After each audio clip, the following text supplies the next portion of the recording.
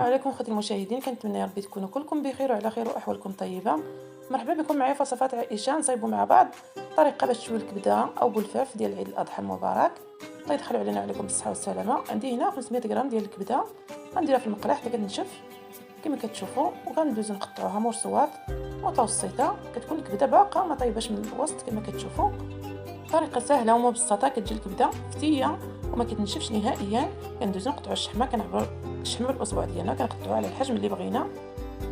عندما نقطع الشحمه غنجيب الكمون والملحه، واحد الكميه ديال الكمون تكون كثيره، نديرها البولده وكندوز نلف الكبده بالشحمه كما كتشوفوا. الشحمه ما كنكثرهاش بزاف، وكنديرها في السفك باش نديروها في الطنجره، وكنديروا على العافيه مهيله مده واحد 10 دقائق صافي كطيب كما كتشوفوا. كنحاولوا نقلبوها بعد ما خرجت من هذيك الشحمه، كنحاولوا نقلبوها بهذه الطريقه هذه حتى كتحمر دغيا كتحمر. كنتمنى الوصفه تنال الاعجاب ديالكم، ومع السلامه.